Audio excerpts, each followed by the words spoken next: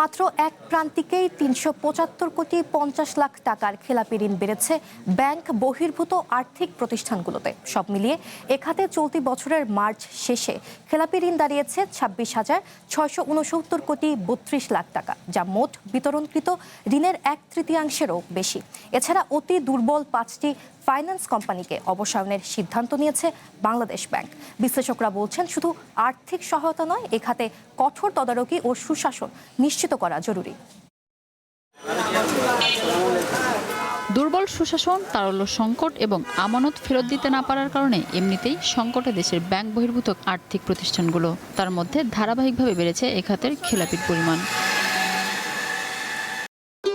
ভবিষ্যৎ হোক নিরাপদ, বিনিয়োগ হোক বিশ্বস্ত, আর আমার পছন্দ সল্ট বে। ওয়েলকাম টু সল্ট বে। গেল ডিসেম্বর প্রান্তিকে ব্যাংক বহির্ভূত আর্থিক প্রতিষ্ঠান বা এনবিএফআই খাতে মোট খেলাপির পরিমাণ ছিল ২৬,৯৯২ কোটি ৮২ লাখ টাকা। এক প্রান্তিকে অর্থাৎ মাত্র ৩ মাসে এটি বেড়ে দাঁড়িয়েছে ২৬,৬৬৯ কোটি ৩২ লাখ টাকা।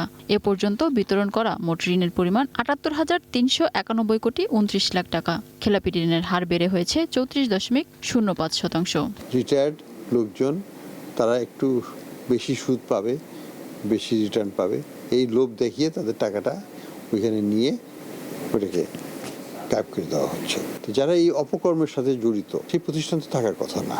কাজে আমরা যেটা করেছিলাম যে নয়টাকে আমরা ইমিডিয়েটলি লিকুইডেট করে ডিপোজিটরকে তাদের যে অরিজিনাল যে টাকাটা, অ্যাটলিস্ট ৮০০ টাকাটা আমরা ফেরত দিয়ে দিই। ৪৮০০ কোটি টাকার মতো লাগবে এবং সরকার কিন্তু দিতে রাজি হয়েছিল। আর্থিক কেলেঙ্কারিতে জড়িয়ে পড়া ও নির্ধারিত সময় আমানত ফেরত দিতে না পারায় আর্থিক প্রতিষ্ঠানগুলো নতুন আমানতও আনতে পারছে না। ফলে এ খাতে তারল্য সংকট বাড়ছে। যদিও চলতি বাজেটে দুর্বল ব্যাংক ও আর্থিক প্রতিষ্ঠানকে সহায়তার জন্য সরকার তহবিল গঠন করেছিল। এমনকি অতি দুর্বল ৫ নন ব্যাংকিং আর্থিক প্রতিষ্ঠান অবসায়নেরও সিদ্ধান্ত নিয়েছে বাংলাদেশ ব্যাংক। মোটামুটি ৫টি এনবিএফআইকে অবলুপ্ত করা হবে, এটা ব্যাপারে প্রাথমিক সিদ্ধান্ত রয়েছে। ২-২.৫ হাজার কোটি টাকা দিয়ে কাজ শুরু করবে, তারপর দেখা যাক কি হয়। বিশেষজ্ঞদের মতে শুধু আর্থিক প্রতিষ্ঠান নয়, কঠোর তদারকি সুশাসন নিশ্চিত করতে হবে এনবিএফআই খাতে। অন্যথায় আমানতকারীদের আস্থা পুনরুদ্ধারই করা কঠিন হবে। সরকার টাকাটা দিয়ে দিলে এটাকে বন্ধ, আমরা স্যাংশন করে রাখছিলাম, গত ফিসকালে দিয়েছিল। এটা কালক্ষেপণ হয়ে গেছে।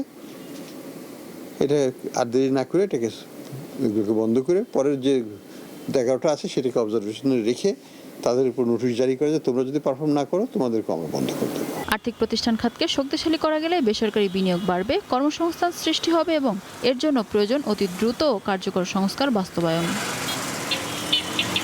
মিনা ফেরদাউস, ওয়ান নিউজ, ঢাকা।